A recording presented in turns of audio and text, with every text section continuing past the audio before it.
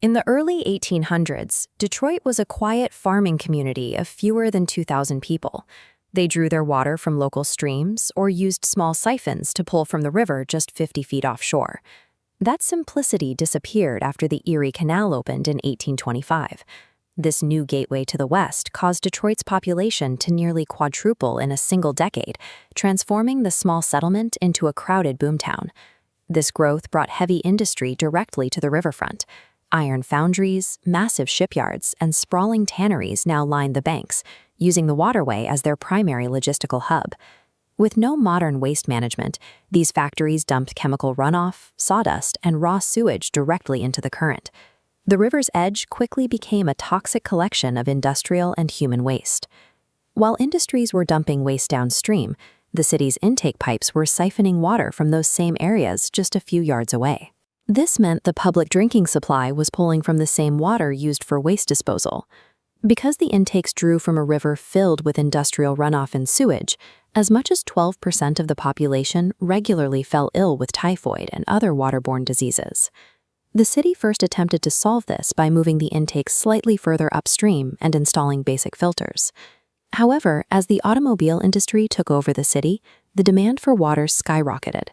The existing pumps and filters couldn't keep pace with the massive volume of water required for both the growing population and the sprawling factory lines.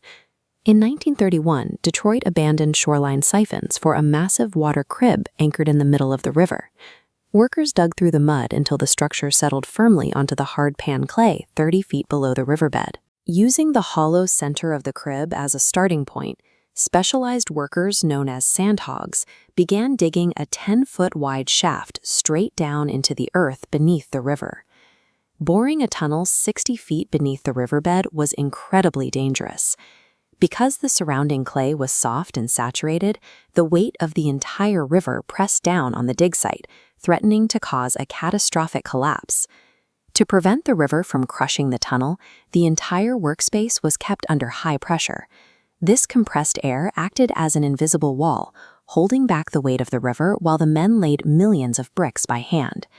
The finished system used gravity to pull clean water from the middle of the river, away from shoreline pollution, down the vertical shaft and through the brick tunnel to a treatment plant on the mainland. This engineering project allowed the city to finally reach water beyond the reach of its own runoff, causing the typhoid rate to drop almost overnight.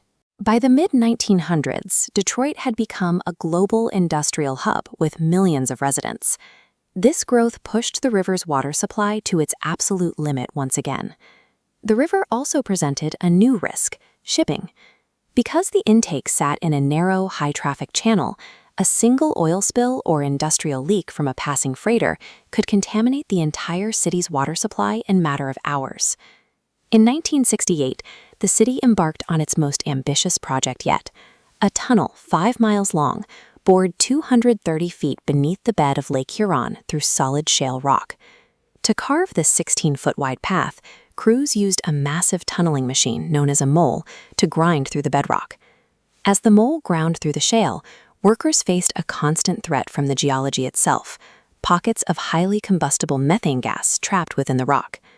On December 11, 1971, that danger became a reality.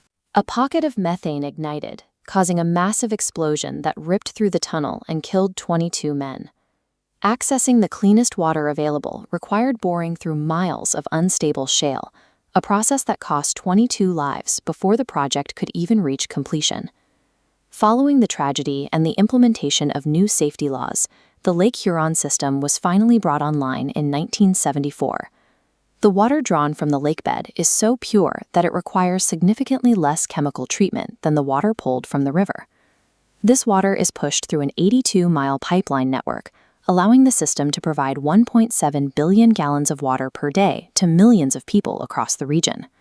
Unlike other major cities that have decommissioned their historic water cribs, Detroit still relies on these original offshore structures to fulfill its daily supply. Today, those faucets are serviced by a network of hand-laid brick tunnels and deep lake intakes, a physical record of 2 centuries of engineering and the men who dug through solid rock to reach it.